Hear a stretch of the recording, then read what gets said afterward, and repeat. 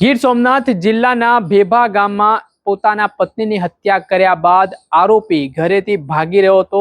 જો કે ઉહાપોહ થતા ગ્રામજનો છે તે ઉમટી પડ્યા અને આ જે ભાગનાર આરોપી છે તેને દબોચી લેવામાં આવ્યો અને ત્યારબાદ ગામમાં આવેલું જે ઝાડ છે તેની સાથે દોરડા વડે બાંધી દેવામાં આવ્યું કેમ કે તે ભાગી ના શકે।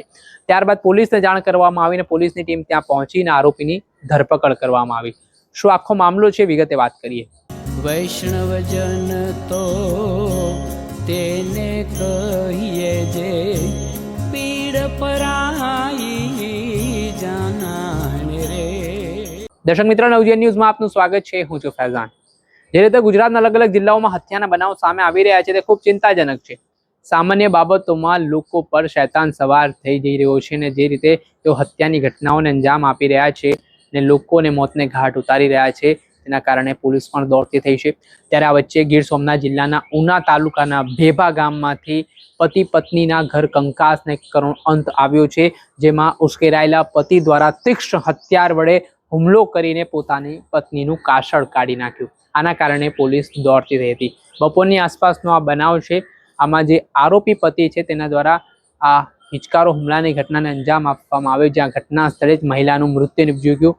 ગામમાં ઓહાપો મચી ગયો અને બૂમાબૂમ થતાની સાથે જ આરોપી ભાગવા જતા ત્યાં ગામમાં રહેલા કેટલાક લોકો દ્વારા આરોપીને ત્યાં જ પકડી પાડવામાં આવ્યો અને ત્યારબાદ તેને ગામમાં આવેલું જે ઝાડ છે તેની સાથે બાંધી દેવામાં આવ્યું। બાંધ્યા બાદ પોલીસને જાણ કરવામાં આવી, જેના કારણે ગીર સોમનાથની સ્થાનિક પોલીસ છે ત્યાં પહોંચી।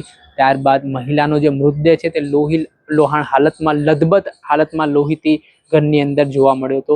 ત્યાંથી હથિયાર પણ પોલીસને મળી આવ્યા અને આ ઘટનામાં મહિલાના મૃતદેહને પોસ્ટમોર્ટમ અર્થે ગીર સોમનાથની સરકારી હોસ્પિટલ ખાતે ખસેડવામાં આવ્યું છે। સાથે જ જે ઝાડથી બાંધેલો આરોપી પતિ હતો તેની સામે પોલીસે હત્યા અંગેનો ગુનો દાખલ કર્યો છે અને કાયદેસરની કાર્યવાહી હાથ ધરી છે। આ સમગ્ર ઘટનામાં પ્રાથમિક માહિતી મુજબ કહેવાય રહ્યું છે કે ઘર કંકાસ અવારનવાર પતિ પત્ની વચ્ચે ઝઘડો થતો હતો અને આ ઝઘડાના પગલે આ આરોપી પતિ દ્વારા આ કૃત્યને અંજામ આપવામાં આવ્યું છે।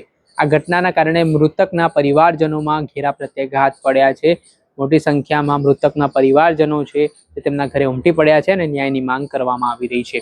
દર્શક મિત્રો, આવા જ નવા વિડીયો સાથે આપને માહિતગાર કરતા રહીશું, એટલે નવજીવન ન્યૂઝ જોતા રહો।